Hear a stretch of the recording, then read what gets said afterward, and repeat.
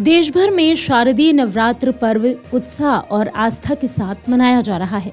छोटे बड़े पांडालों में मां दुर्गा के विभिन्न स्वरूपों की प्रतिमाएं स्थापित की जाती है।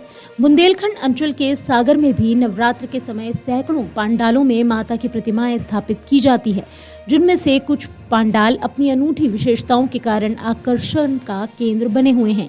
इन्हीं में से एक है कांधे वाली माता का पांडाल। नवरात्रि की बात हो और बुंदेलखंड के सागर के पुरव्याऊ टोरी पर स्थापित होने वाली मां दुर्गा की प्रतिमा की चर्चा ना हो तो नवरात्रि का त्योहार अधूरा सा लगता है। दरअसल सागर के पुरव्याऊ टोरी में पिछले 120 वर्षों से मां दुर्गा की प्रतिमा स्थापित की जा रही है। खास बात यह है कि दुर्गोत्सव में 120 साल पुरानी परंपराओं को आज तक संजो कर रखा गया है। सड़क के दोनों ओर मां के दर्शन के लिए श्रद्धालु उमड़ पड़ते हैं। तो आइए अब ये भी जान लेते हैं कि आखिर इसकी विशेषता है क्या। 120 साल पहले जैविक तरीके से माता की मूर्ति का निर्माण किया जाता था। यही परंपरा आज भी जारी है। हर साल माता की मूर्ति एक जैसी बनाई जाती है। माता का श्रृंगार सोने और चांदी के असली आभूषणों से किया जाता है। इसके लिए हर साल नए आभूषण खरीदे जाते हैं।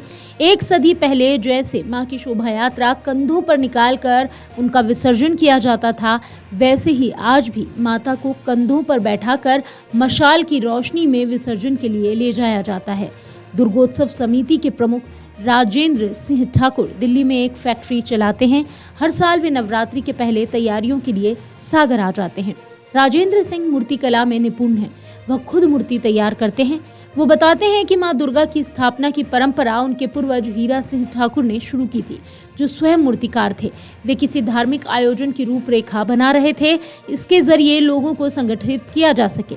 उनके मन में नवरात्र पर मां दुर्गा की स्थापना का विचार आया और मूर्ति निर्माण के लिए वे कई दिनों तक कोलकाता में रहे।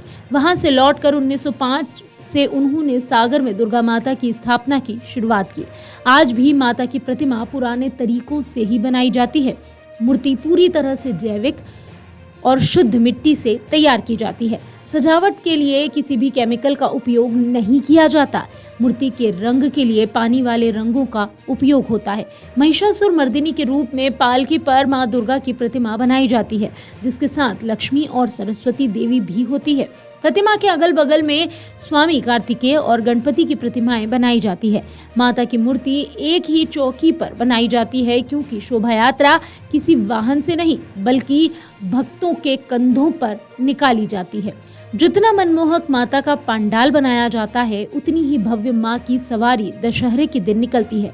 जब 1905 में दुर्गोत्सव की शुरुआत हुई थी, तब लाइट की व्यवस्था नहीं थी।